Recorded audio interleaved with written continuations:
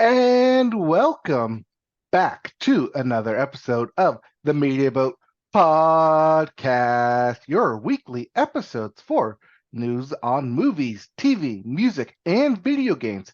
Not necessarily in that order. My name is Mike. His name is Matt. My name is Matt. His name is Mike. Thank you for joining us on the internet. Not in person. Well, we're in person. We are individually in our own locations, people, and thus in person, recorded live for you on the internet. Yeah, so if the sound quality is weird or awkward, please let us know. I think we got to figure it out, but just in case, if you have any technical difficulties, one, they may be on your end. Two, if you think they're on our end, please email us at mediaboatpodcast@gmail.com.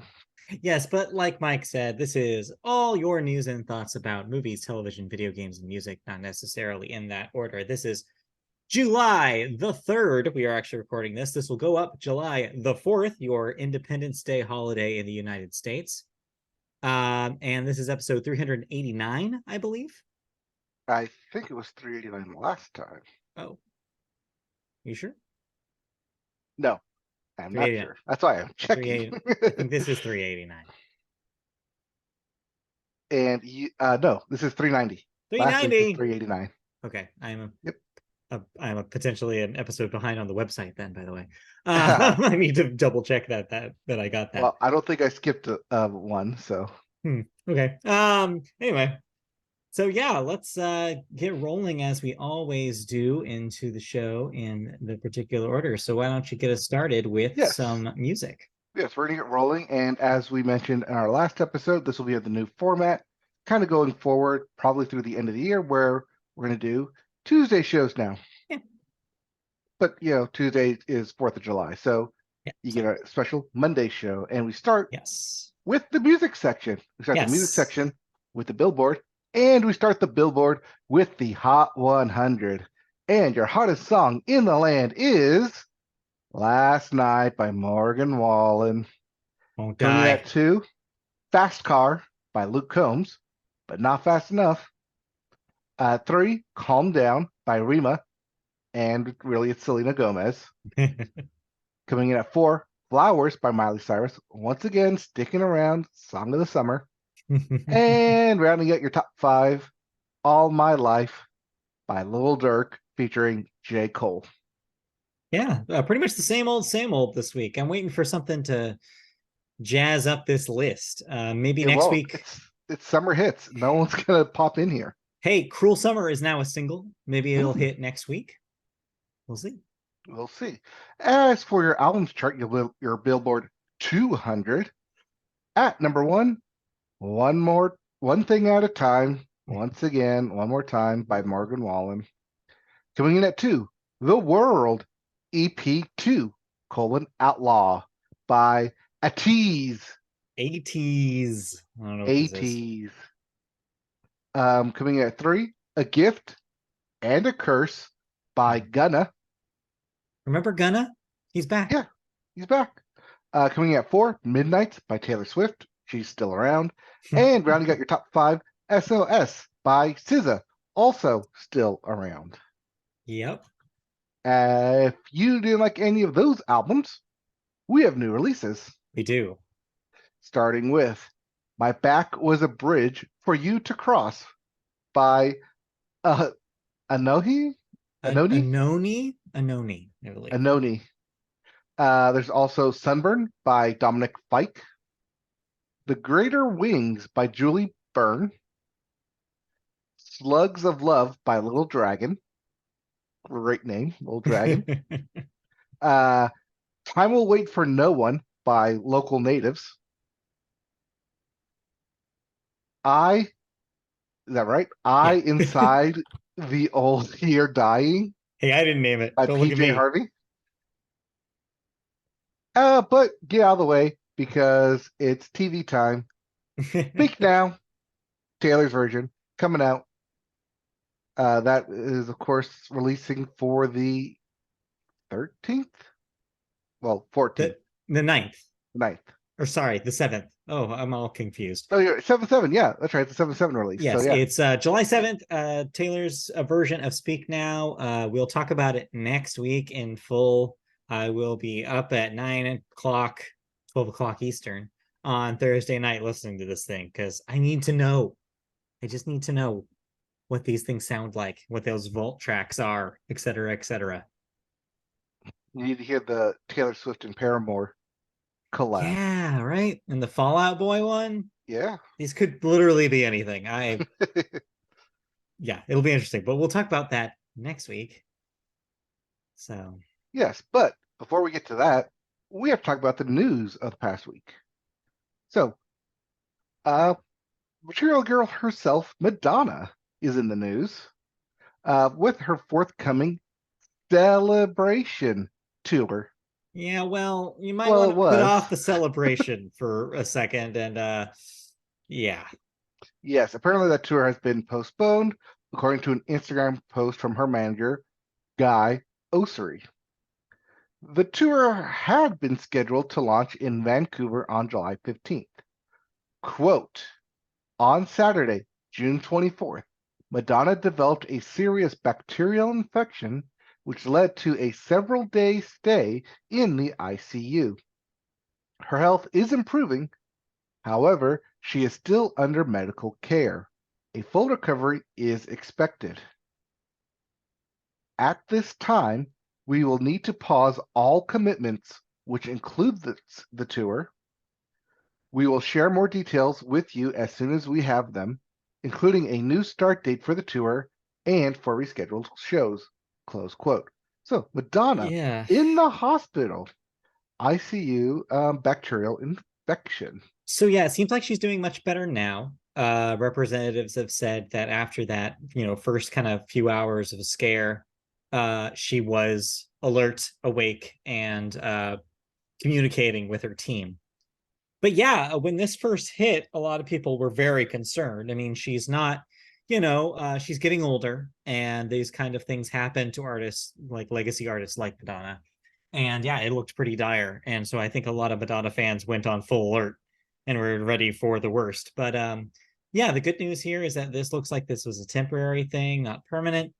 She's getting better, and yeah, we'll maybe see news coming out soon that the tour will continue as planned. But for now, it's just a holding pattern, and we hope that she recovers.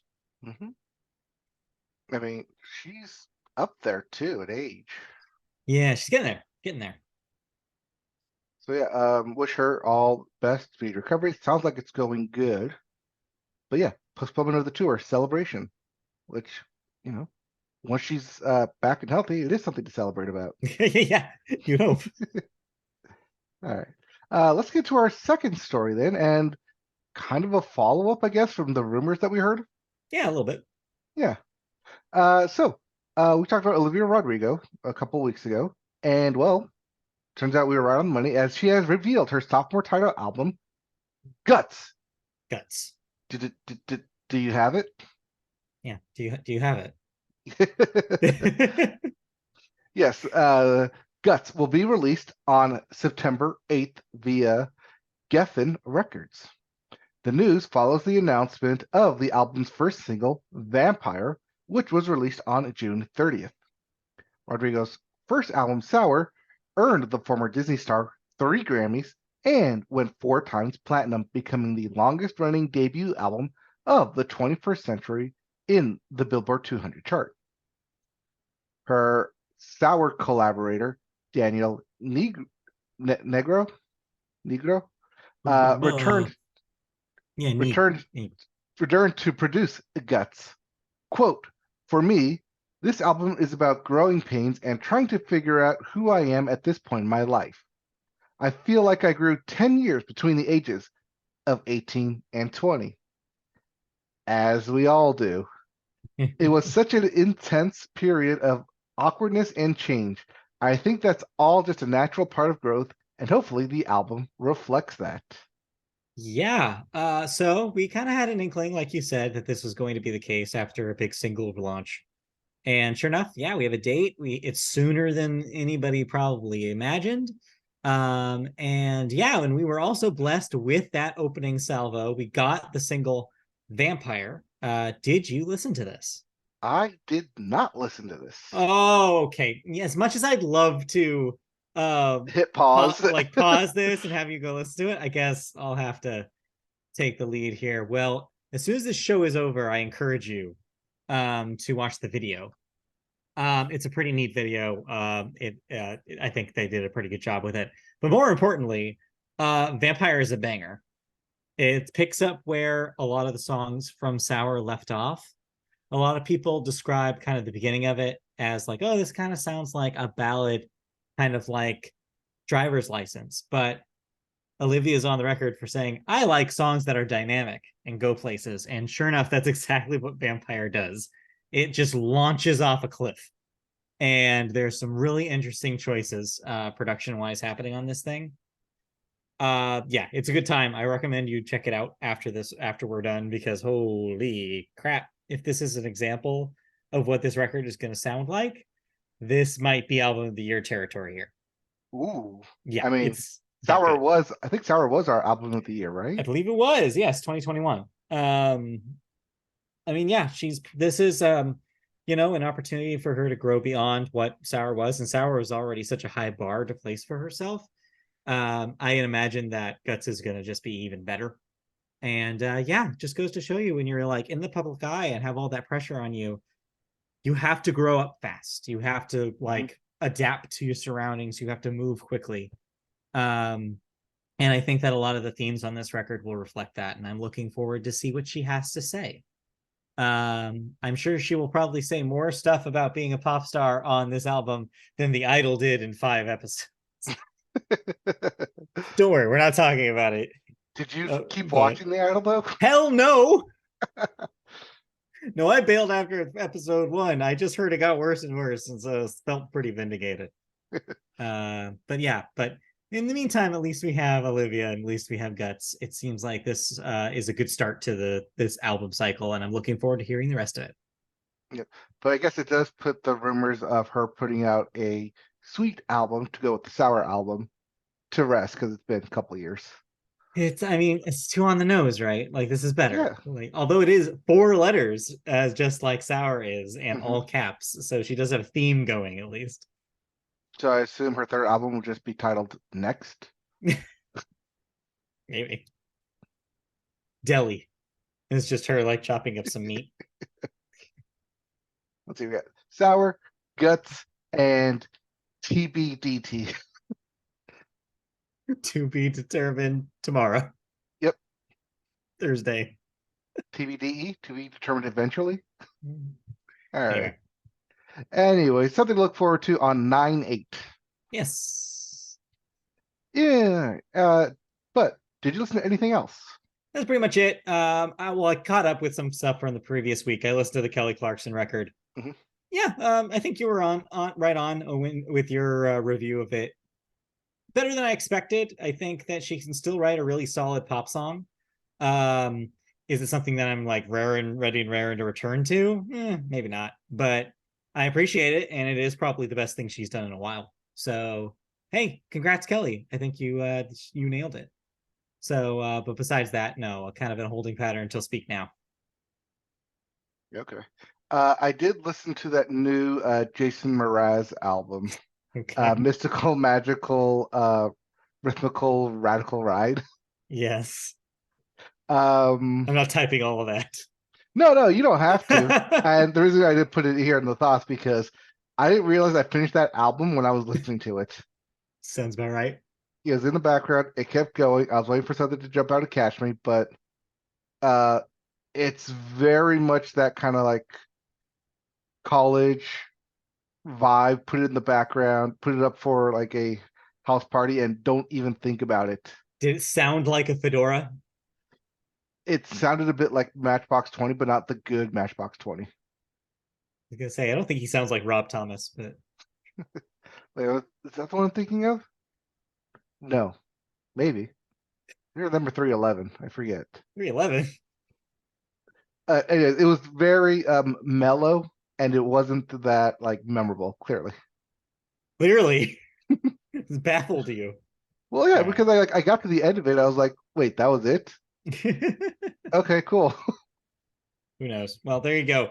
If you need to listen to some the music equivalent to watching paint dry, Jason If you Mraz. need something just to put on the background this 4th of July weekend, just throw it on there and forget about it. To distract yourself from fireworks, I guess.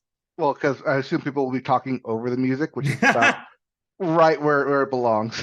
Best album to not listen to this week. We should have that every week. Media Best Boat album. Podcast, best album to not listen to. All right. Anyway, let's move on. And yeah, let's move on and then keep going right into video games. And start video games with new releases. Yes. All right, we have The Legend of Heroes, Trails into Reverie. I swear one of these comes out every 2 weeks. I know, I swear this was already a thing with to the PS4, PS5, Switch, and PC.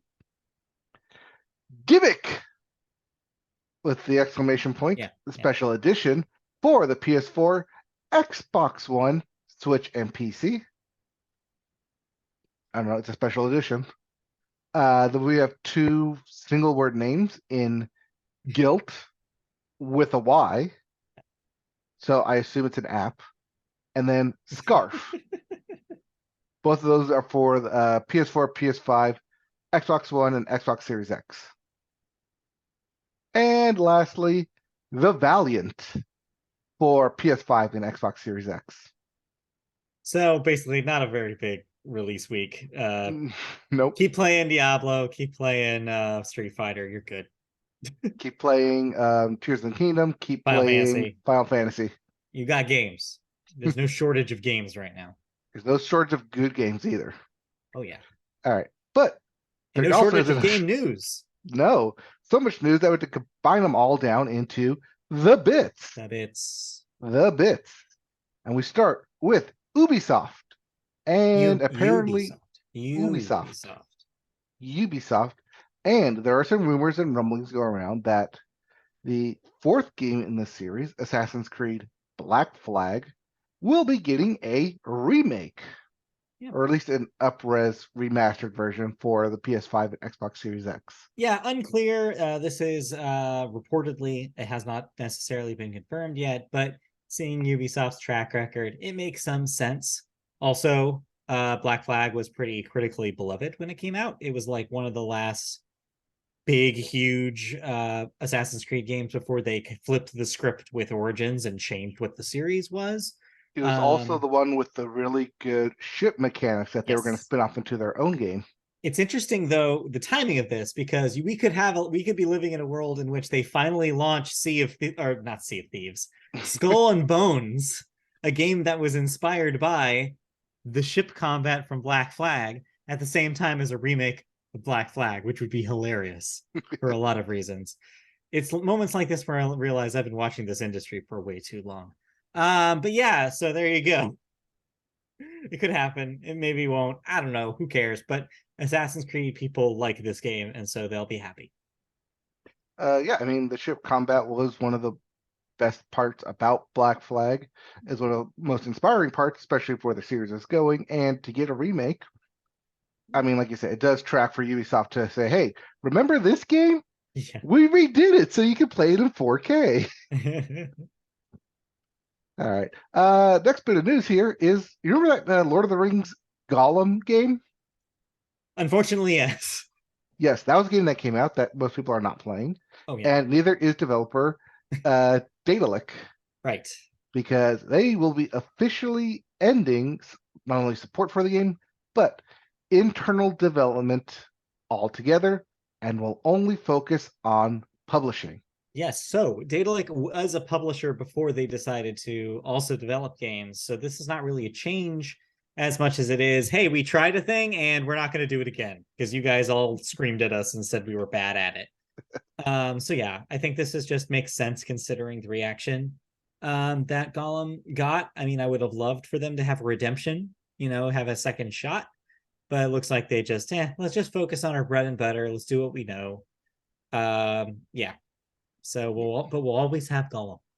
Well, don't shed a tear too much, because as is parody in the video game industry, when one studio stops internal development. Yes. Another one decides, hey, that would be a good idea for me to get into. Doors opening, windows closing, whatever you want to say. Yeah, you got to keep the draft and the flow, the air going through Yeah, it's summer. You got to the cool system. down, get that ocean breeze coming in. Yep. No one likes an ocean breeze, much like Annapurna Interactive, as Yes. they will be opening an internal development studio. And its first project is already announced, Blade Runner 2033, Labyrinth. If you're wondering, wait, 2033, that's because this is a prequel to 2049. It Yes. takes place in between the two Blade Runner films, and is kind of an action puzzle kind of crime solving kind of thing. Haven't seen any footage of it. Don't really know exactly what it will be, except for those vague descriptors. But cool. I trust Annapurna's taste level. They make good stuff. Um, I have, I'm pretty confident that this will work out for them. Uh, I am weary because when you put 2033, one, yes, I know that's in the future, but two, don't make it in development to the year 2033. It seems like the scope of this thing is not that big. Like I said, it's kind of a puzzle kind of thing. It's not a big single player. It's not Cyberpunk. So Right. I don't think you need to worry about that. I think this will be a couple years. All right. Let's see here. What else do we have in the music bit? Music bits. Video Music. game bits. Music. Yeah, music. Well, it's music to my ears when courts and documents get revealed. You're skipping As was the one. case when I'll go back to it. As was the case with Last of Us Part 2 and Horizon Forbidden West. Yes. As both of those games cost over $200 million. So about these, a couple of stories about documents. This, of course, comes out of the continuing depositions from the Activision Blizzard Microsoft FTC case that was ongoing during last week. I kind of grouped them together. There's not as much to talk about as there was last week, but these did come out of those depositions. So this was a poorly redacted document that was actually dug up because it was included as evidence in this trial. Mm-hmm. And yeah, people were quick to point out, like, that's a lot of money to spend on video games. Like, yes, to be fair, we did know that Sony makes a big deal about the budget of their games. That's the whole reason why they don't want to do day one on their version of Game Pass kind of approach, because they want to make sure if they're spending this much money, they want to make it up as quickly as possible. And then you have some people saying, like, actually, these numbers are the low ball amount. There might be 100 million more spent on marketing alone, Right. This especially is for just development of the game. Just like when they for movies, when they say how much it costs to produce the film, right. It's not including marketing for it. So you're talking about, similar to movies, it's not just enough to make that much money. You need to make more than that so that you can at least like make a profit instead of just breaking even. That's the kind of money they're in. They're in Hollywood money at this point. They're getting very, very close. I saw the numbers come out today. We may talk about this in the movie section, but I don't know if you saw that 329 million number for Indiana Jones. Woo! We're getting close to that in video games, though. Like, that's how we've almost achieved parity, which is scary to me. I never thought that would happen, and here we are. So yeah, no surprise that Sony makes expensive games, but Jesus Christ, something's got to change, because just like movies, if every game has to make a certain amount of like a astronomical amount of money to break even with its budget, it's the budgets that need to come down. It's just so much money getting thrown into the garbage. Yes, you hear that budgets need to come down, but then you also hear about artists and game designers working double time, overtime to meet these deadlines. Both are leadership problems, is what I'm saying. Both are labor issues. Bring the budgets down, figure out like how to maintain your staff better, pay the staff adequately without like blowing up the scope of your game to where every game has to be enormous and every texture has to matter. I'm going to revisit this discussion in the movie section when I talk about what I've watched this week, because there's a lot of parallels with projects happening in movies and projects happening in video games right now. It's a lot of money being used for questionable purposes. But we'll talk about that a little later. But yeah, other than that, though, there were some other interesting things coming out of this court. Yeah, they also findings. revealed that Microsoft once considered purchasing Square Enix, Sega, IO Interactive, among other studios. So this all came out of basically internal emails that Microsoft showed as evidence, that basically said, hey, if we had like our choice of who we could grab and become a studio under Microsoft's under Xbox Studios, here's just a laundry list of who we would go after. And this was all in consideration before they ultimately decided to spend the money on Activision Blizzard. So how far in talks these got is still questionable. It doesn't seem like a lot of these were pursued all the way. Square Enix makes sense when you think about their relationship with Sony. It would have been a really good way to kind of like change that style of exclusivity that they typically have with the PlayStation platform, like we're seeing right now with Final Fantasy 16, for example. Mm-hmm. IO would have been interesting because they had just become independent after being bailed on by IDOS, speaking of Square Enix, and becoming an independent studio. And then Sega especially makes sense, especially if you're Microsoft and you're trying to make a foothold in Japan, especially in the mobile space. Sega makes mobile games, and that's one of the things that Microsoft has constantly mentioned that they were going after when they were looking for acquisitions. So yeah, these make sense. But yeah, it doesn't seem like any of them went anywhere. You even had the ownership of Sega quote this week, basically saying like, yeah, no, we were never on the chopping block. We were never going to get bought by Microsoft. That was never a conversation we wanted to have. So it's just internal consideration. Exactly. This was just Microsoft's fantasy draft, essentially, that they ended up not going through with. They were just like, well, we could spend, money doing this, but ultimately what they decided was, yeah, but Activision. That's the big fish, and that's what they ultimately decided to do. Yep. And lastly, in these court talks, it was revealed that Activision CEO Bobby Kotick says that he, in fact, does indeed regret not releasing Call of Duty games on the Switch. So yeah, notably, Activision kind of avoided the Switch upon launch and didn't have a whole lot of their major franchises on the platform. Call of Duty still doesn't show up as a Switch release when new games come out.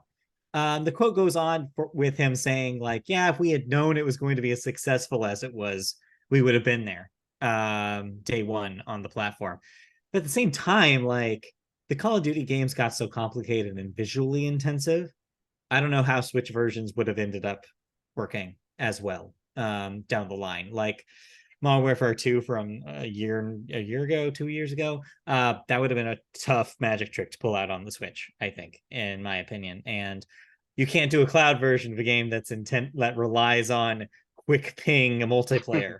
So as much as they'd love to say this, I don't think it would have worked out for them. I don't think you can also do 128 gigabit versions for the Switch. I don't even know. Yeah, the Switch is automatically internal memory is full with one Call of Duty game on it. So yeah, maybe with whatever console the Nintendo puts out next, maybe they'll follow through on this. Also, if Microsoft does end up purchasing Activision, they have already stated that they plan on releasing Call of Duty on Nintendo platforms going forward. So it's kind of a given, I guess, next time around. It's just that they'll skip a generation here. Yeah, Kotick. They'll wait for the Switch 2 then. Yeah, pretty much. So this is probably the most notable thing he said. But yeah, he took the stand as part of this trial. So, and lastly, in game development for Microsoft, the game and IP Perfect Dark, still over at Microsoft, reboot continues to see development issues, and ultimately will likely take another 2 to 3 years. Yeah, so this didn't come out of the court findings. This was actually IGN reporting. I think it was Rebecca Valentine over there, who basically talked to some people and found out that, yeah, like it's just been such a disaster fire over there that it's going to take even longer than we thought. It was why they probably didn't show any new footage at the showcase that they did a couple weeks ago. There's just nothing to show. It seems like there was issues with the studio that was built to make this game. Leadership over there just was dropping the ball. They brought in Crystal Dynamics of Tomb Raider fame to help out with the development. And it seems like how it went was basically Crystal Dynamics just took over the project because they were the only ones that knew what they were doing, allegedly. And that's that kind of continuing reset button getting hit is what's kept that thing delayed. So eventually we'll see it, but it's going to be a while. And it might end up being kind of a swan song to the Series X by the end of this if it takes that long to come out. So, yeah, we won't see Perfect Dark for a while. All right. And last bit of gaming bits on a sour note, we'll end here. Niantic, those people who do Pokemon Go, well, they're probably going to only do Pokemon Go going forward, as they are looking to lay off about 200 employees and cancel any in-development projects because they focus on Pokemon Go. Focus on Pokemon Go. I think that this was ultimately they pulled a, I don't know what the metaphor is, a Starbucks. I don't know what it is. They expanded too quickly and they're facing the ramifications for it. Quiznos? Maybe a Quiznos. Yeah, that's what maybe I'm thinking of. But yeah, they had announced a lot of projects in a row. They had that Harry Potter thing for a while. Mm-hmm. Most notably, the Marvel thing they announced is affected by this. That will no longer be released. Basically, any other AR mobile game that they had in the docket is now getting trashed. They just figured, well, hey, we make money on Pokemon Go. Let's focus and make Pokemon Go people happy so that they spend more money on the thing that we already have an existing audience for, instead of growing new audiences on other games. It's just streamlining is what it is, but it just sucks that over 200 people are going to lose their jobs because of this. I mean, yeah, but as we say here, it's a business, and when you have Pokemon Go getting you $10 million a day minimum, like this is just your baseline. Yeah, it just sucks. It just sucks because who knows what that Marvel thing would have been? I don't know. What would you do in an AR game based on Marvel superheroes? What's your pitch? I mean, you just said it's just AR Marvel. You go around, like your support hero is at this location. Team up with them to stop Hydra. Okay, all right. Team up with them to stop the Brotherhood of Mutants. Team up with them to stop Skrulls invasion. To stop who is it? Ronan, whatever. Have big time events like Galactus, Thanos, stuff like that. Wow. It get to the point where you'd have a lot of parity between the ARG and Marvel Strike, which is the team-based version. Yeah, well, we'll never see it. We'll never see it realized anymore. There, pay me my money. Checks in the mail, right? Someone can make that, but it won't be Niantic. Anyway, all right. Do you play anything this week? I got a lot further in Final Fantasy. So I think where I ended last time we talked about this was literally right before where the demo started. Mm-hmm. So got through all of that, got so far into it. I played a 10-hour marathon. I didn't mean to. Thinking I did. That's a lot of video game. Wasn't that long. It was only for about like 9:30 to 5:30. I think that's about 10 hours, right? Ish. Ish. That was just one day, in addition to like all the other times that I played in between that. But to break up those sessions, though, I did go back and play a lot of Rogue Legacy 2. Okay. Great. It's bite-sized. It's okay. I want to like decompress from the heaviness that is Final Fantasy. Let me do a couple runs. Okay. Now that that's out of my system, let me go do something else, eat, take a walk, whatever, come back, more Final Fantasy. So having that Rogue Legacy there and it's really like bite-sized, quick runs is really good palate cleanser to like get me out of like a video game mode. Fair enough. Did you play anything? More Diablo 4. I was wrong last week when I thought I was wrapping up the campaign. I was dead wrong. Yeah. Turns out there are not 3 acts. There are 6, folks. Oh, And I'm already at the level cap. I'm 850, and I'm only in like I think I'm starting Act 5. So I messed up, guys. I messed up. you did too much grinding. I did too much grinding. I did too many side quests. Dude, that's where I'm at. That's where I'm at with Final Fantasy right now. Is that I've done all the side quests and keep going back to the main story. Yeah. But like they keep introducing these legendary hunts. I was like, oh, I'll go kill that. Go there, kill it. Cool. What's next? Oh, you don't have anything for me. All right, I guess I'll go back to the main story. Yeah. So yeah. We're just like we just are people, give us a task list and we'll do all of it. We'll do everything. I don't know why, but we do it. We just do it. Because that box needs to be checked. It does. Damn it. Anyway, but yeah, I'll continue on with that. I'm actually kind of interested. Oh, by the way, I just bought it. Yeah. I canceled my GameFly and just bought it. So I just own it now. So yeah, I'm looking forward to maybe like trying a new character. Just seeing how the other classes work. I'm just having a blast with that game. It's just so much fun. But other than that, nothing really new. All right. Yeah, I mean, everyone's got their summer games now. Yeah. The PlayStation Plus new games come tomorrow, Tuesday. So we'll take a look at those. We'll see. But for now, let's move into television and let's move into the sports corner. Point. I can just point at this box of Oreos behind me here. That's sports. It's sports. Oreos are sports. This week in sports, the College World Series is over, and LSU are your victors. In not a very close game. No. Neither of them. Both 2-0, swept, done. Yep. LSU, powerhouse, both in baseball and football. Congratulations, but you're still Louisiana, so. Damn, starting beef with Louisiana on here. Well, you got Louisiana down there, you got Alabama down there, you got Georgia down there. Just beef with all of the South. Yeah, just all of them. The SEC. While we're talking about baseball, let's talk about some professional baseball with the MLB. First up, we had a perfect game, folks, last week. Official, not a technicality. Correct. Yes. If it was, I would have mentioned that. Perfect game. Domingo German on the New York Yankees. Herman. Sorry. That's silent H or silent G. Get you every time. Well, there's supposed to be the accent over the A too. Well, you typed it. Yes, I typed it. I'm not going to type an accent. Every time we type Pokemon, we got to do it too. Yes.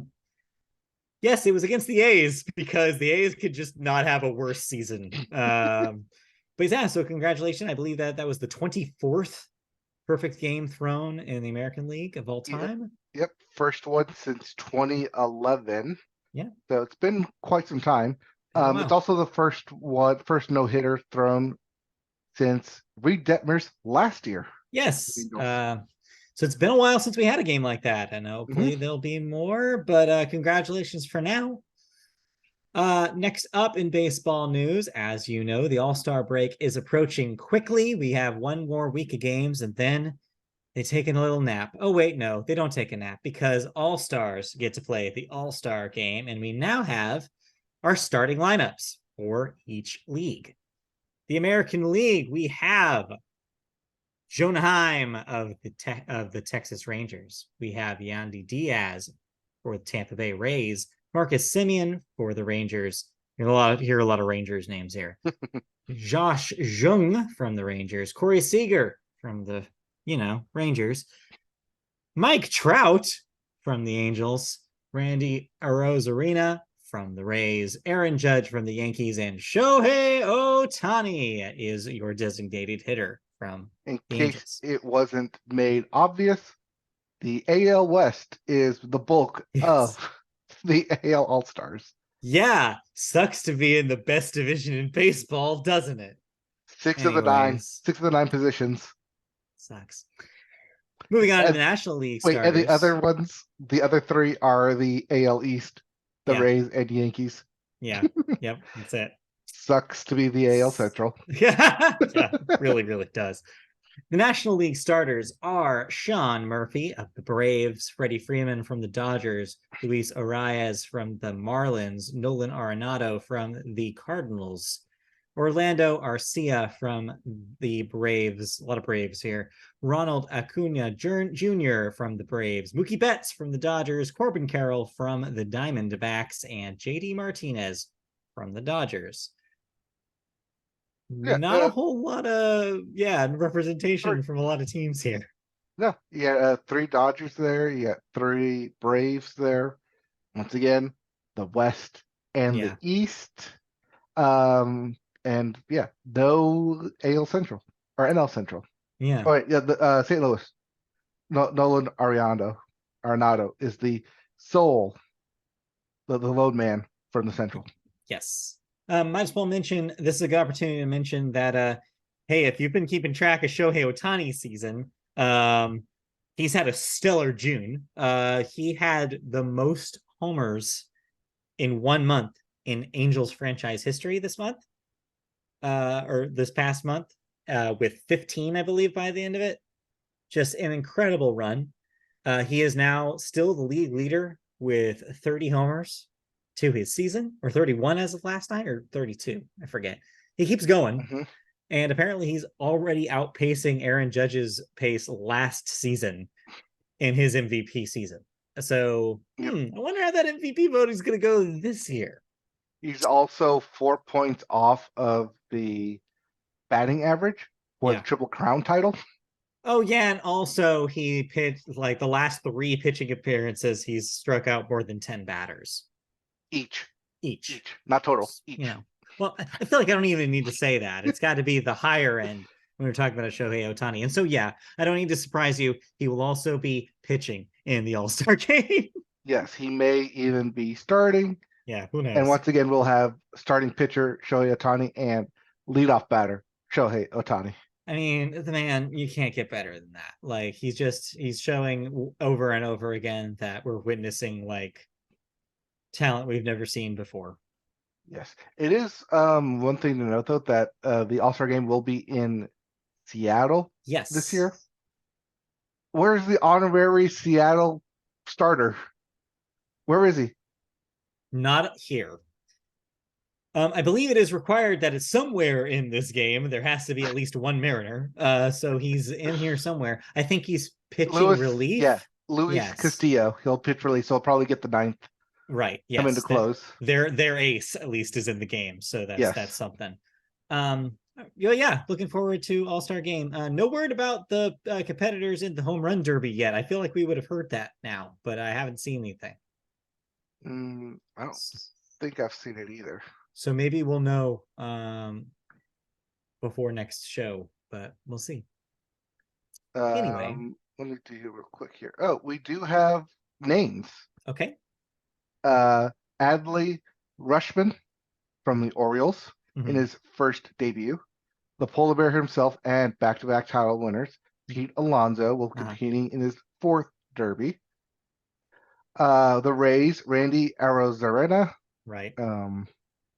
Already All-Star for starting for Tampa Bay. Dodgers, Mookie Betts. Makes sense. Once again, competing and putting on a show with his record-setting 40 home runs from last year and didn't win. Vladimir Guerrero Jr. Yep. Julio Rodriguez. That is your hometown Mariners edition. Yep. And that is your those are your hitters. Anybody who's asking where's Ohtani, I have one answer for you. We can't afford for him to lose his swing. I'm sorry. As much as I would love to see it, everybody would love to see it. I'm sorry. If he does it and then he comes back after the break and he can't hit a ball, it's you. I'm blaming all of you. So far, those are only 6. 6 of the 8. So there will at least be 2 more. Could be Otani. I kind of hope not. I hope not. But Sorry. those are 2 Sorry, more. be a party pooper. Every party needs a pooper. That's why they invited you. It's true. Anyways, enough baseball talk. We'll talk more about baseball, I'm sure, next week when we're in the midst of All-Star fever. But next week when we record on Tuesday, we will know yes who will win the Home Run Derby. Right. Look forward to that. But in the meantime, let's talk about other sports. We have a couple of other stories here. Connor Bedard, drafted #1 overall pick by the Chicago Blackhawks in the NHL draft. The last time the Chicago Blackhawks chose the #1 pick overall, some dude named Patrick Kane. So there you go. He may have had a career at some point. Maybe for them. Maybe. And meanwhile, in football, the NFL has suspended 4 players for violating the league's gambling policy. This is, I believe, a follow-up to a story we've reported on. Yes. This is them basically doubling down from the suspensions that they threw in last year of players, actually 2 years ago, because they were suspended last year, of players gambling. You can't gamble while you're in the NFL, especially on NFL games. I think 3 of the 4 players were a part of the Indianapolis Colts, and those players have since been released. Damn. You hate to see it. So at least there's some sort of punishment happening. At least that there's some sort of actual enforcement of the rules here. Meanwhile, in not so professional football, the USFL is wrapping up. We have our final game. We have our finals. Yes, that was this past weekend. Pittsburgh Maulers and the Birmingham Stallions faced each other, and your winner was the Birmingham Stallions, 28-12. Sorry, I need to add this edit here. The 2-time defending champions. And as they go back to back in the 2 years the USFL has existed. Well, there you go. The undefeated Birmingham Stallions. Basically, they're the only ones who have won the title in the USFL in this current iteration of it. Right. Everyone else just has a spot where they will eventually put a trophy case. Do they three-peat next year? I don't see why not. Nothing is proven to me otherwise. So do this all again. Anyway, all right, that's it for sports, unless you have something to add before we move on. Just the stat of the quarterback, Alex McGough. McGough? For the Stallions. 243 yards. That's all you needed, which is really, really low considering like a great game for an NFL is 300. A good game is 250 passing yards, and he threw for 243 in the finals. Still won. But also had 4 touchdowns, so yeah, that helps. Turns out that kind of helps there. All right. Well, enough about sports. Except our first story in television is actually about sports in a roundabout way. Sports entertainment. ESPN. Oh, yeah. Speaking of sports entertainment. Yes. Money in the Bank was this past weekend. The Bloodline is no more. Roman Reigns got pinned, but it was in London, so does it really count? No. You're just shaking your head. No, it doesn't. But yeah, that will continue into SummerSlam in August. Well, look forward to that. In the meantime, also on television is a channel called ESPN. It is typically where you go for sports news, but it might be a little more difficult than it used to be. ESPN is letting go of 20 of their on-air personalities, including 2 familiar names to NBA viewers, game analyst Jeff Van Gundy and studio co-host Jalen Rose. Keyshawn Johnson, a former NFL player who had co-hosted ESPN Radio's national morning show for 16 years, is also among those leaving. Also out is Max Kellerman, who was Keyshawn's co-host, Suzy Kolber, a 27-year veteran of ESPN, Chris Chelios, 10-year NHL analyst, Rob Ninkovich, a 5-year NFL analyst, and Neil Everett, a 23-year Sports Center anchor. Here's the quote. Given the current environment, ESPN has determined it necessary to identify some additional cost savings in the area of public-facing commentator salaries, and that process has begun. That's according to ESPN in a statement. ESPN has been navigating a dramatic shift in its economic foundation due to ongoing cord cutting. After peaking at about 100 million households a decade ago, the network reported reaching 74 million homes last year in 2022. And I remember for a while we were reporting almost every week about stories about ESPN being concerned that they were hemorrhaging viewers. This kind of just goes to show you that this is one of the things they're going to do finally to change that. All that big game that they had talked about, how like they were going to focus on streaming and ESPN Plus was going to be the future. None of that has panned out. It seems like that they're still like, we don't want to change the cable agreements we have, but we have to cut costs somewhere. And so this is what they've decided to do. Yeah, and $25 million loss in viewership over the past 10 years since 2012 or beginning in the 2010s. That's a lot, no matter which way you slice it. Even if you do try and add on ESPN Plus on top of that, that's 25 million a year, or not a year. It's 25 million gone over the course of 10 years. 2 million a year, roughly. That being said, though, if you come to, the same person to get their analysis and their version of calling a game or delivering you news, it's very jarring and very disappointing to come in and not see that person there anymore.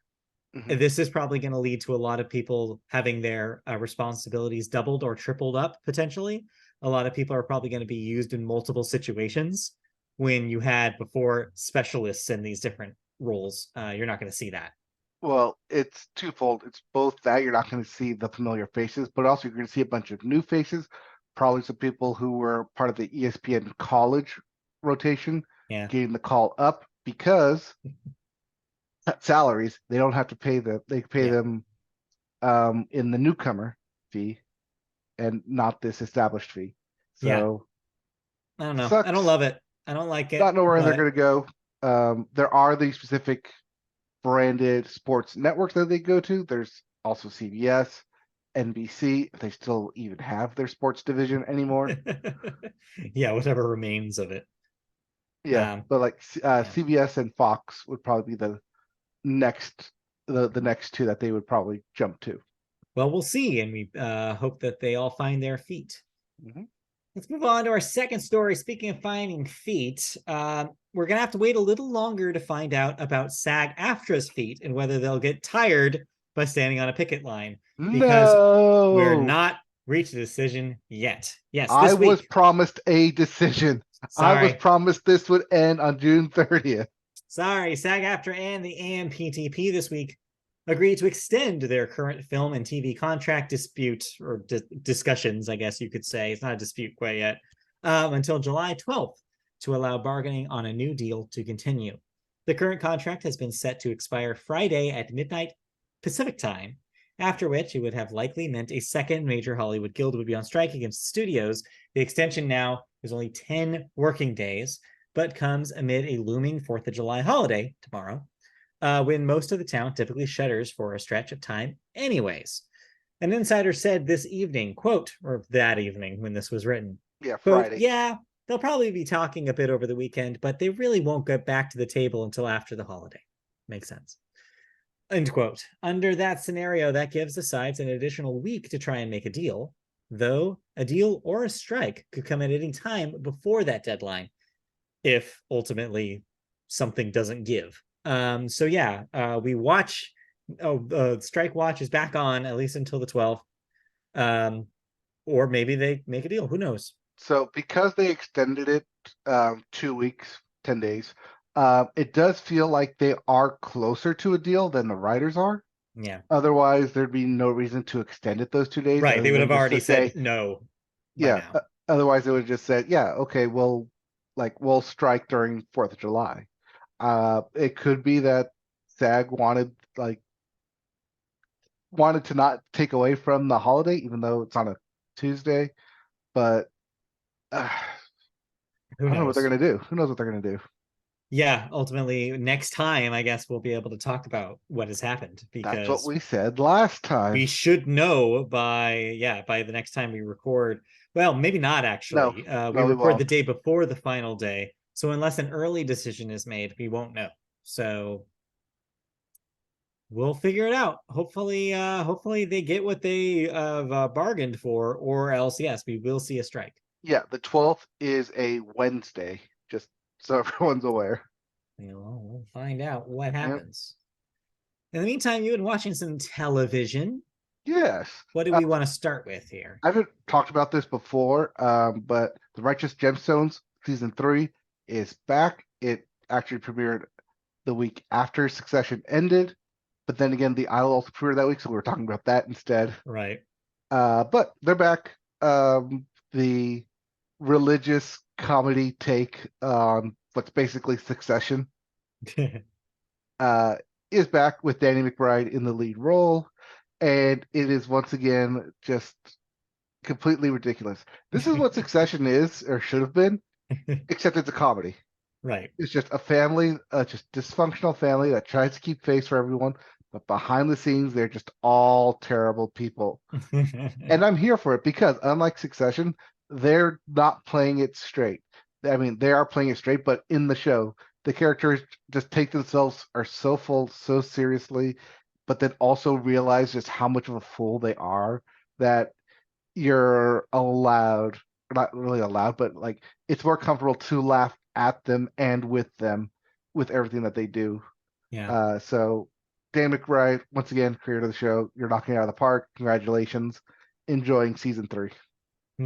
Cool. Great. And so that's in the middle of it. Is it wrapped Oh, up four, yet no, or? no, just 4 episodes into it. Okay. But as with the previous 2 seasons, they're still much like Succession, trying to find who will replace their father as the head of the church, and just the childish bickering is hilarious to watch, which is All why I right. laughed at Succession and not like feared for it. Right. Yeah. You didn't actually care about the fate of those people. Right. Right. Speaking of caring, and Yes. a show that I mentioned last time we were podcasting, as it just premiered and I didn't get a chance to watch all of it. The Bear. Yeah. Season 2. Tell me about food and tell me about cousins. Cousins. Oh god. Okay. Episode 6 completely breaks away from the bear, from like the current day, and just goes back in time to Christmas about 10 years prior. Aw. But it is their longest episode. It is also their heavy cast filled episode. It's also the one that's going to win them the Emmy. I swear it this year. I swear it. So that one or the finale. You're calling it. You're calling your shot right now. I'm calling it right now. Okay. Get it out there. All right. Just the chaos of that single episode, just the constant sound mixing, the weaving of the different storylines. Just nothing is ever settled in that episode, but you get so much information and so much interaction with all the characters that it just flushes everybody out. Yes, it is the longest thing that they've done at like an hour 15, I want to say, for just a single episode, but it helps build on what came the 5 episodes that came before it and the 4 episode finales or final 4 episodes that came after it. It is that single episode is a work of art. I loved everything about it. I love the tension that it built up and just the payoff at the end of the season. And that's ultimately what this season is, the Bear season 2. It's not about the one thing, not about the one big thing. It's about all the little things that all the characters do. It's continuing to support someone or continuing to put things off, and how the little things that you do over the course of the season, over the course of trying to get a restaurant open, ultimately affect the outcome. It's just like a recipe to a good meal, right? Like it's the little components, it's the individual ingredients that add up to the delicious taste. It's the little things that you see and they call them out. in between each episode, and you're like, okay, like I'm making note, I'm making note, I'm making note. Oh God, did you not make note? What are you doing here? And then by the time you get to the end, it's like, well, there it is. You did this to yourself. Both the good that you did to yourself and the bad that you did to yourself. And all just culminates really nicely. A well put together season. Love it, love it, love it. Cool. Give it more Emmys. Love it. So if I remember correctly, this was your favorite show last year too. So do you think it's gonna? It was my favorite serialized show last year. Yes, correct. So Because do you Werewolf by think Night. it's gonna top your list again this year?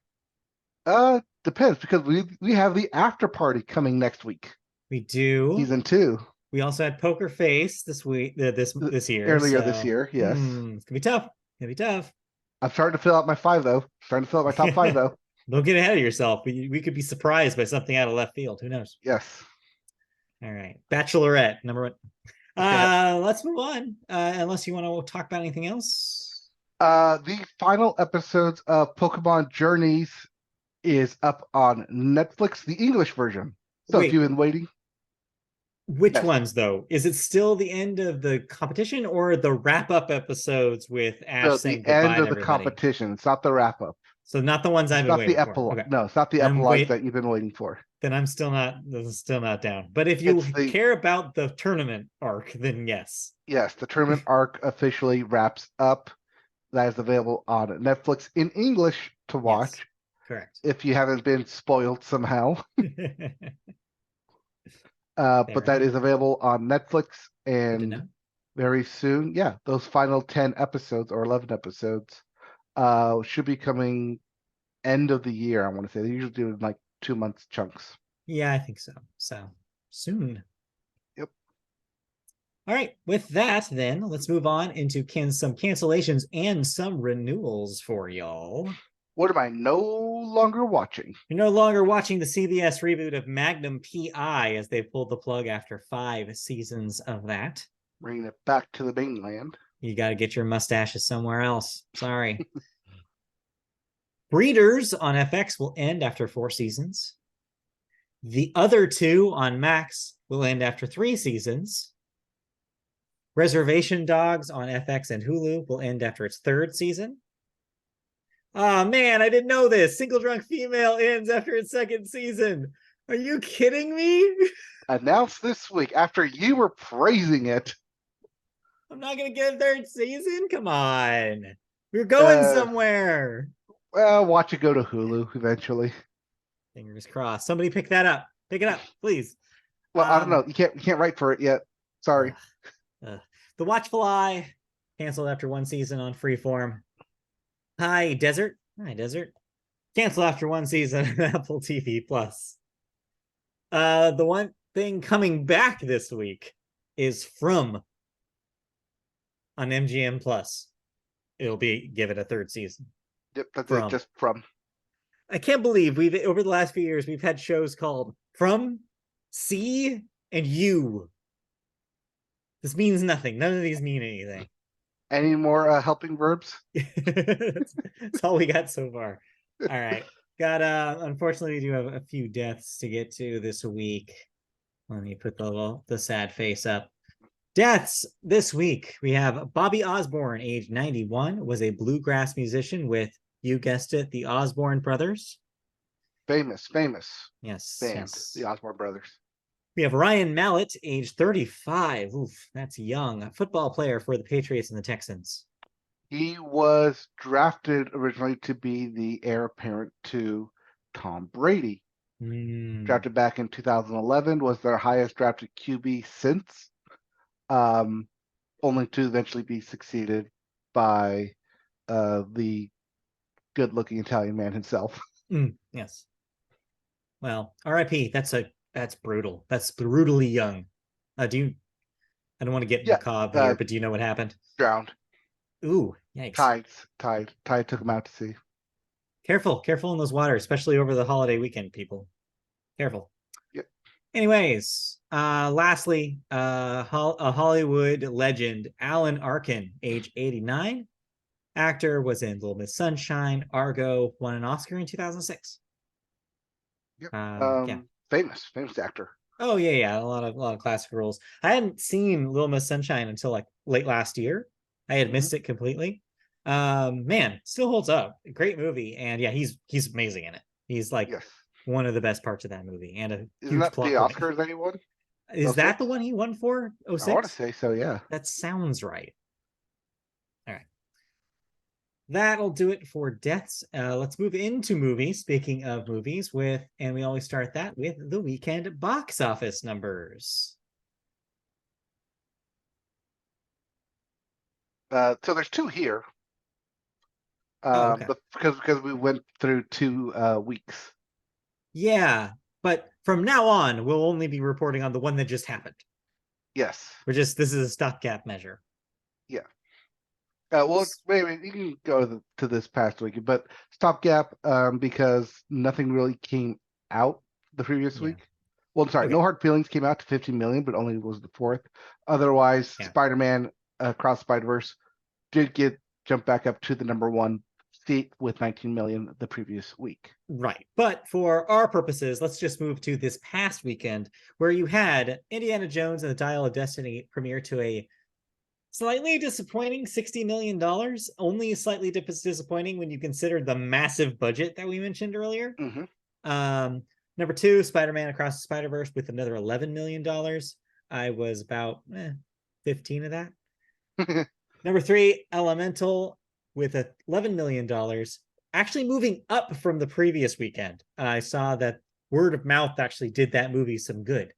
So that is now at 88 million domestic. Number four, No Hard Feelings, 7.5 million, adding to a $29 million total.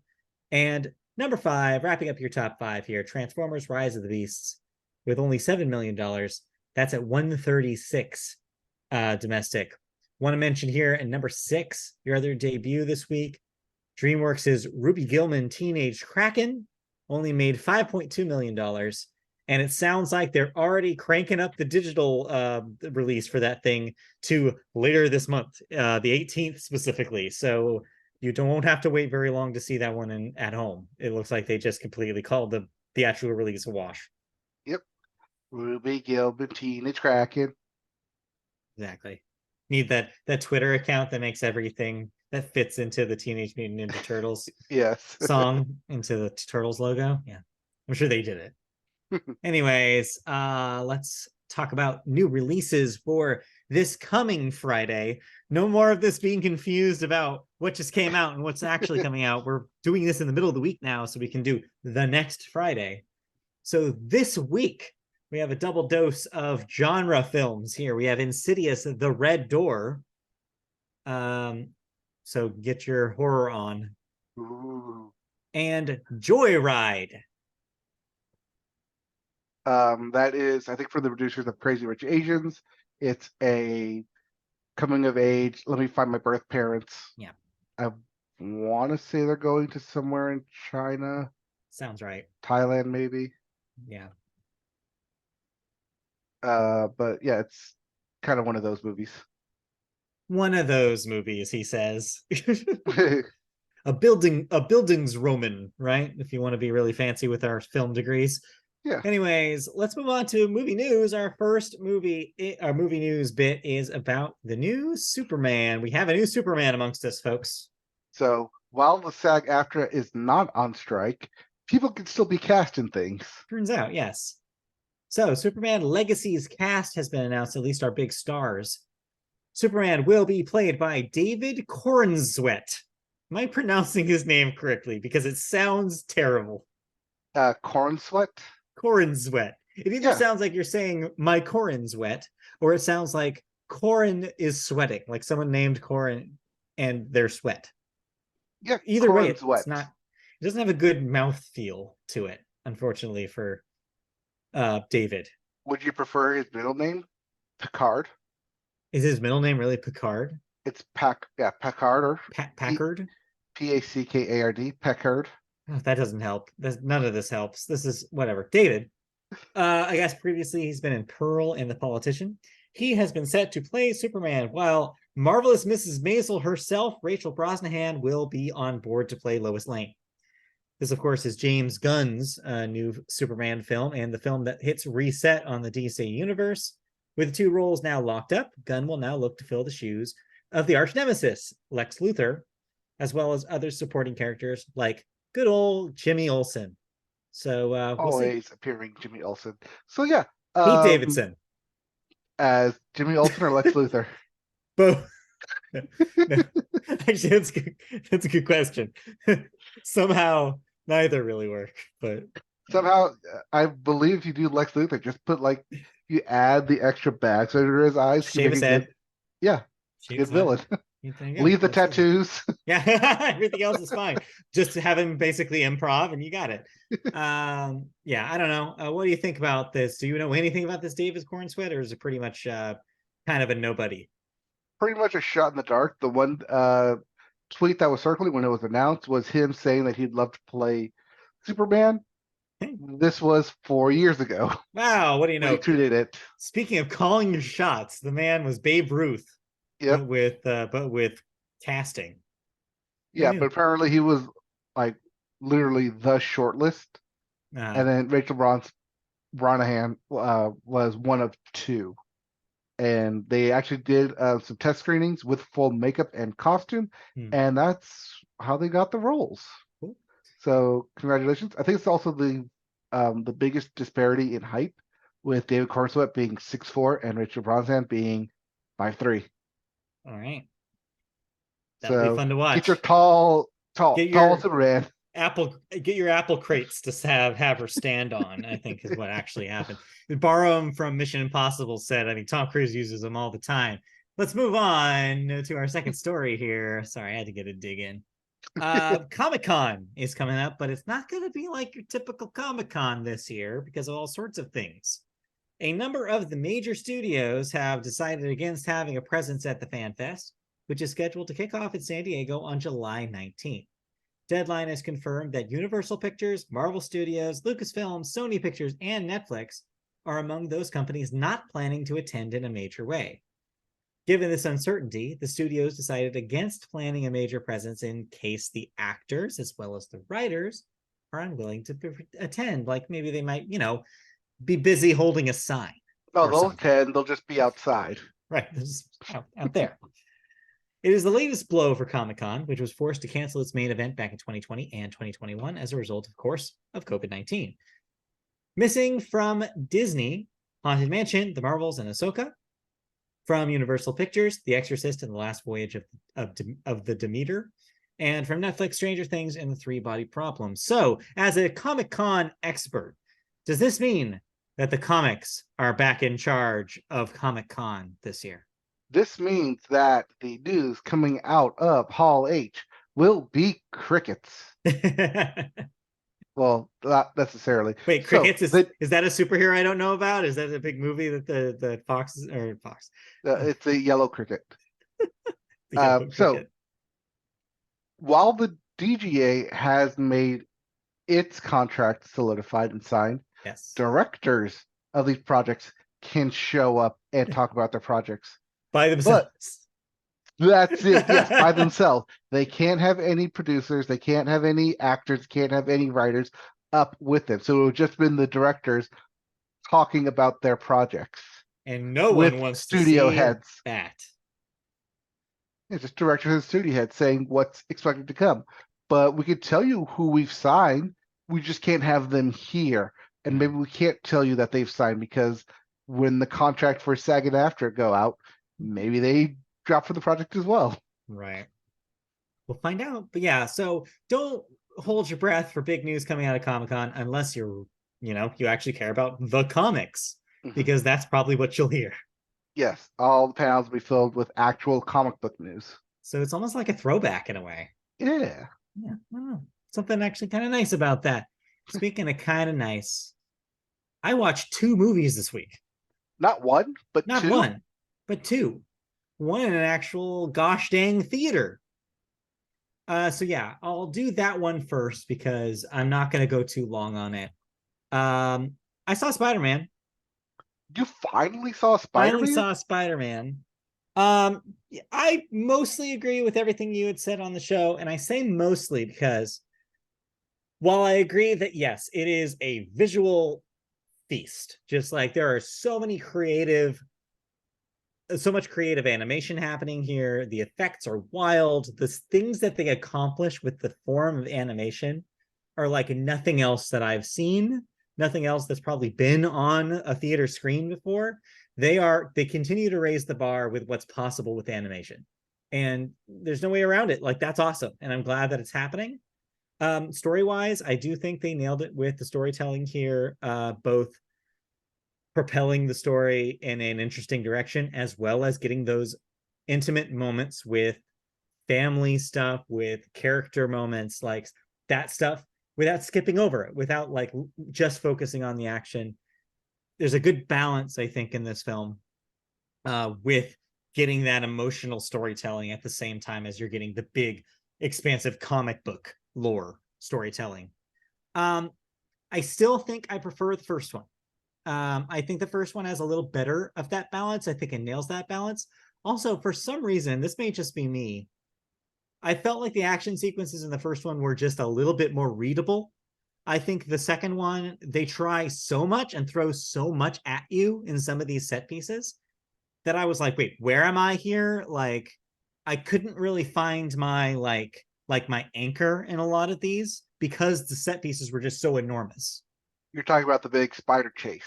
It's that one, and earlier in, well, actually, yeah, I guess that is the same kind of extended set piece. It's Yes. just chaos in a lot of cases, and it can be sometimes overwhelming and overstimulating. And if I felt that way, I'm sure that there's a lot of other people who probably would be like, oh boy, that was wild. I don't really know what happened though. Yeah, And those I consider them back to back in one chase because yeah, there yeah. is the single respite right in the middle with Peter B. Parker. Mm-hmm. But Yes. other than that, they are big chase next to big chase on the train. Yeah, it's a lot. And I think that's the thing that's keeping me from being like, it was the best thing I've ever seen, like so many people. It's not the best thing I've ever seen. I think it's a good movie. I think it's a good middle chapter in this trilogy. I am very curious about what they end up doing with the third. Trying to dodge a minor spoiler here, the setup at the very, very end implies that we are going to return to a little bit of basics for the third one, at least Mhm. getting a lot of the familiar faces from the first movie Yes. back is an interesting angle to take this. But I don't think adding people was what I was wanted really after this movie, where there were so many characters on screen at every moment. So I don't know. I'm curious to see how they wrap this story up and what direction they'll ultimately take. I like the twist at the end. Mhm. I think it gives them a really interesting opportunity to really delve into Miles's character and the options that he has in life. Um, Again, trying to avoid spoilers. Um, and I do have to say, of all the storytelling right now that we have with multiverses, this is still the franchise that's doing it the best. Yeah. I even prefer it to Everything All Everywhere All at Once's approach to this, because I think the interesting thing about Spider-Man storytelling is that they're really focusing on, like I said, that element of choice, that element of you could have done this, you didn't do this. Maybe in an alternate universe, this version of you did do this. What would life be like if you didn't do this? These comparisons are a lot more interesting in the context of this story for me specifically than I think other versions of the same kind of setup. And so, yeah, having all of that kind of thrown at you and in this kind of unique style is really cool. And it makes me happy about the state of animation right now. Um, we should probably talk briefly about the stuff that came out about the animators. Mhm. We didn't talk about this last week, and I wanted to kind of mention it here. So for context, some people came out, I believe animators from not Sony's US animation studio, but the Effects Animation Studios that's based in Canada, about working long hours on Across the Spider-Verse, basically saying that they were overworked and tired and it didn't really paint a good look on the overall project. Since then, you've had a lot of commentary, even from inside Sony. Amy Pascal, right? The Yeah, producer, that's yeah. She made a statement about how like just like how it was important to make the product as good as it was to like make sure that everybody was doing their best, and kind of reiterating that studio point about like that we've heard again, or I said I was going to mention this when I talked about this earlier.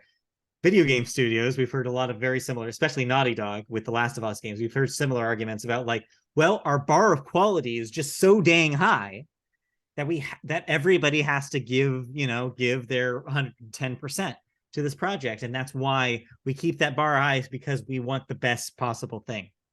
I think the most interesting tidbit that came out of this discussion is um, about Phil Lord and his temperament, I guess you could say, in the producing chair. I want to note he didn't technically direct this movie. Animation has a lot of directors, and Phil Lord, I guess, was kind of a constant force, I guess you could say, in the creative process of this. And there were apparently a lot of situations in which animation was done and he wanted to change something and they had to start over, which is not a great environment to be in if you are an animator and you had something done and you were like, cool, let's move on. So it makes, like I said earlier, just the parallels to the video game industry are very clear here. I think the worry is that the bar getting moved further and further up, I think, endangers the labor in a way that we maybe didn't anticipate. The more elaborate that these movies get, unless leadership is mindful about making sure that the people doing the hard work are given breaks, or given time, and given balance between their life and their work, the more at risk they are to lose those things. And I think this is an example of, yeah, it's great to have nice things. It's great that this movie looks as good as it is. It's impressive. The fact that it exists is kind of a miracle. But at what cost is maybe a question we need to start asking ourselves. Because it is a fact that you can have something great that looks amazing without having stories like this come out, by spreading it out.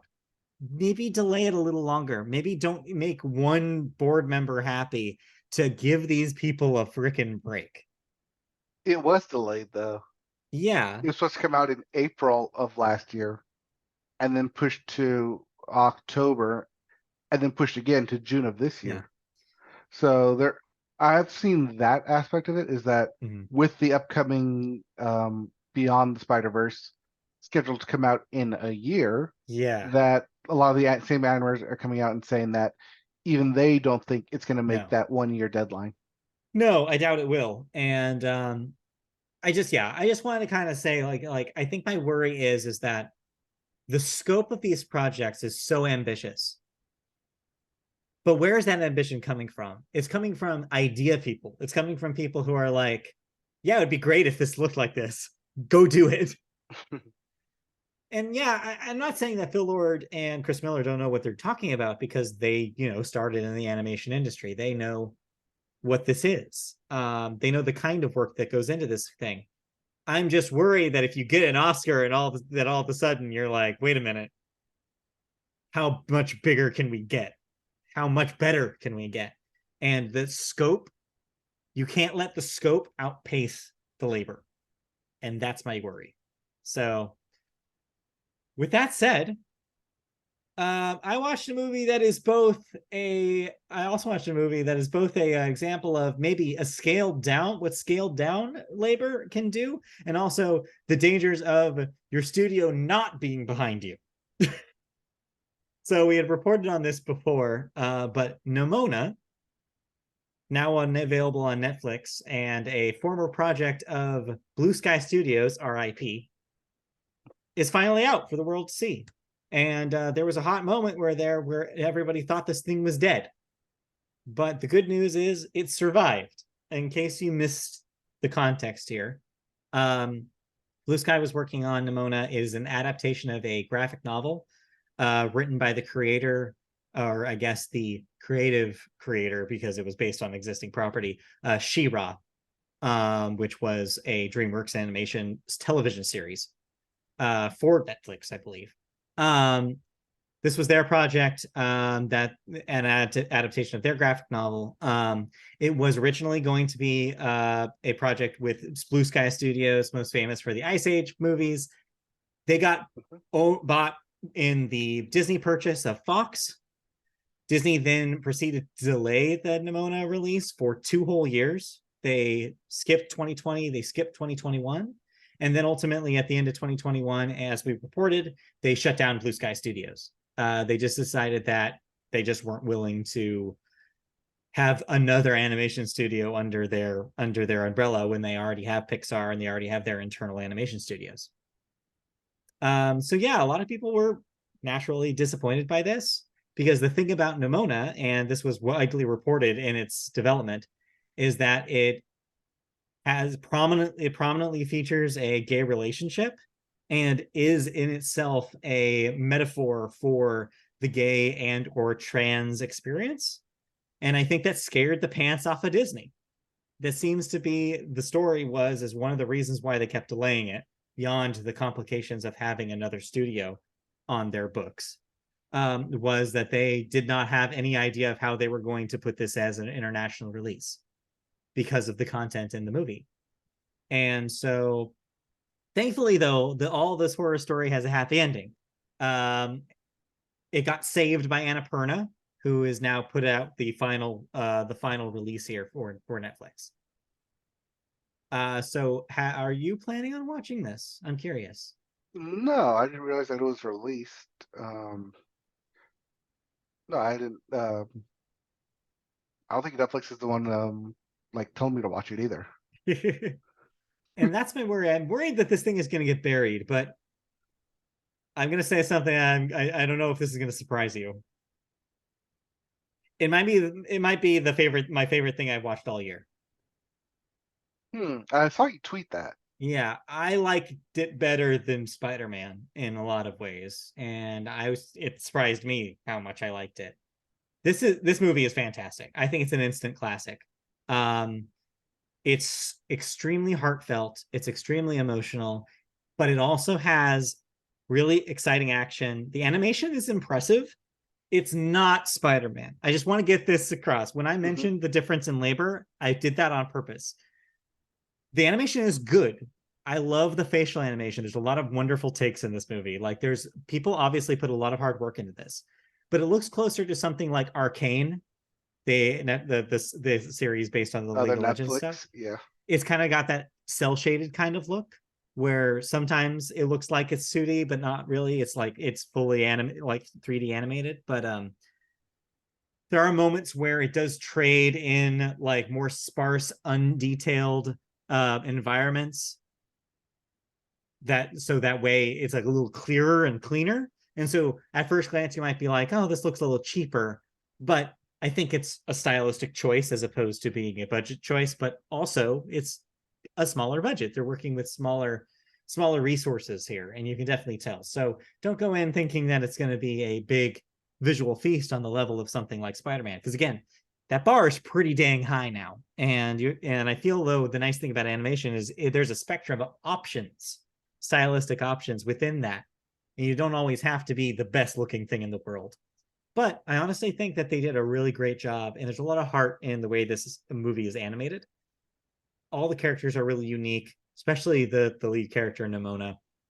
A lot of impressive facial work, a lot of personality goes into the animation in this film. A lot of fun action. It's got a really great script, and just like it's just a movie that hits at the exact right time too. At a time where we're talking a lot about the dangers that especially trans youth are experiencing right now, with, just the deck stacked against them politically, and like especially in states like Florida, and other states kind of in the South that are just making these draconian measures against them. It's just a really great heartfelt story about. No, I'll have to say draconian measures when it's a medieval story. Yeah. And that's actually an interesting point, because at first glance it does look like this kind of medieval setting, but it's medieval future in a weird way. There's a lot of like modern technology happening here. It's an interesting combination of styles. And if you are familiar with N.D. Stevenson's previous work, like She-Ra. It kind of continues in that kind of like combination of different kind of influences. Stevenson also notably transitioned over the last handful of years, and so it's a very personal story in that way. And yeah, I was really impressed with what ultimately, like, the climax especially is extremely touching, and I think anybody who I don't know, who has had experiences or knows people who've had these experiences of just a feeling like the world was against you and didn't want you to exist, like, this story is going to resonate with you. And I think it's a valuable and extremely timely piece of art right now that I think everybody should see. 100% recommend. It's on Netflix right now. Please, I'm begging people to check it out. Please watch this. It is fantastic. I mean, it's only 99 minutes. It's So it's not it's long. short. It's quick. not an investment, and it's worth your time. It's worth your time. It's you get in, get out. The jokes are great. The actions, the sequences are impressive. The plot twists you won't see coming. Everything's just, I loved every second of this. All right. Well, I mean, you didn't say so much about it, but you're saying that's something that everyone should see. Yeah, no, absolutely. I think there's something in there for everybody. All right. That's all I watched. So I have been introducing my doctor slowly to Wes Anderson. Okay. She you saw Spider-Man when you were talking about Nimona. I forgot to put. I did have one. Here. Yeah, there it is. Oh shit, wrong one. Yep. Talking about Spider-Man. I swear, I had it. There it is. Okay, cool. Nimona. Okay, we did it. All right, you did it. You finally got there. You got there. Yeah. So because she keeps seeing the trailers for Asteroid City, is like, Yeah. wow, that's a lot of good actors. What is this movie? I think I might like it. It has a lot of good people in it. I'm like, it's Wes Anderson. You don't know Wes Anderson. I don't know if you even like Wes Anderson. So I'm slowly introducing her to Wes Anderson films. Yeah. We watched Fantastic Mr. Fox. I don't know what it was. I don't understand it, but she was visually enthralled with it and was really engaged and like, wow, this is like really good. I'm like, okay, but like, sure, but there's other stuff and it gets better. So probably gonna do Moonrise Kingdom next. It's on Prime Video. Before going to like Grand Budapest Hotel. Yeah. And then I still haven't seen The French Connection or The French Dispatch. The French Dispatch. Yes. I really enjoyed it. Yeah, I had a good time with that one. Yeah, that's one I haven't seen, but slowly introducing her to Wes Anderson films. Maybe we'll see Asteroid City, but it's that's out right now in a wide release. But also, I didn't see where it was on the box office. Yeah, I don't know if it's like blowing up. I also don't know if it's like fully wide yet. Right. Christy is said that she wants that to be our next movie too. So maybe next weekend we'll try to see it. I mean, I personally wanted to see Elemental next, but she just seems like she is not as interested in Elemental as I am. It was 4 million this past weekend, 18 million total. Okay, so slow, but maybe it'll make up for it. Still under 2,000 theaters, so yeah, still not hit that wide release yet. Or if it did, it went back down. Yeah, maybe a lot of movies are coming out. They got to clear out those Barbie seats. Yep. Before Oppenheimer clears it out for them. Right. Ooh, dark. Anyway. Yes. Well, cool. Let me know that how the continuing Wes Anderson education goes for her. Well, because like there's also Isle of Dogs, which is the same kind of animation style. So it's like there's something in there. Yeah. I don't know if it's the animation or the way it was like shot and written. Gotta try a live action one to see how she reacts next. Yeah, but that's next on our plate. And exciting. Next on your plate will be the next episode. Yes, because that will do it for this week's episode. That was a whole lot of stuff, and didn't take us too long to get through it all. So thanks for joining us. We'll be back next Tuesday for another episode right here from our Zoom boxes, just like tonight. If you want to catch us, we're on YouTube. Search Media Boat Podcast on YouTube and find an archive of these video podcasts. If you'd rather listen to it in audio form, search Media Boat Podcast on any podcatcher of your choice. That includes Apple Podcasts, Google Play, Amazon, etc. Leave a review. Hey, why not? I don't know if we have a single review on Apple Podcasts. We should check that to see if we do. Leave a review. I believe that helps us rise the ranks and be noticed by more people. So, hey, give us a shot. Why not? We can also be found on social media platforms like Twitter at MediaBoatCast. Well, at least for now. Am I right? Let us be one of your 600 tweets you get to see this week. No, daily, I think it is. But in fact, I actually think that they moved back that one to 1,000. I think Christy was saying she heard this morning on the radio. So I don't know what to believe anymore. Anyway, I believe he didn't pay his bill. I saw that. I was like, I believe that actually more than the excuse that he gave. Yes. We're also on Facebook, Media Boat Podcast. Search that, find our page. And twitch.tv/MediaBoat. Find us there for streaming video games. So sorry about the audio issues, I guess, that were happening with my Rock Band stream. I didn't know until I just watched it play back today, and I was like, oh shit, no one could hear me. It was blipping in and out. I had no idea. So I'm going to have to figure out the sound setup for when I stream from the Xbox. I hope it's not the headset that I spent money on that I bought specifically for streaming on the Xbox. I hope that's not what it is. Anyway, so yeah, look forward to more streams this week. I'm sure you'll be streaming more Final Fantasy. Yep. I think I'm at a good place to start streaming again. Like I said, I did a complete marathon on yesterday on Sunday for 10 hours. Maybe I should have streamed it, but no, I'm gonna say no. It was a lot. So yeah, I don't know what I'm gonna be streaming this week. I honestly have no idea. Probably no stream tomorrow because of the holiday though. So enjoy your July 4th situations if you're here in the US and celebrating. And then lastly, if you want to email us questions, comments, feedback about the show, anything you darn well please, email us at mediaboatpodcast@gmail.com. And that'll do it. Thank you for joining us. We'll have more thoughts, more news, more everything next week on the Media Boat Podcast. Yep, we'll have more of us. We'll talk about who wins the home run derby and how our more music. Speak Now, Taylor Swift version. Oh yes, next week. Get ready. Bye. Yep, more news, more thoughts, and more of us. All right, bye.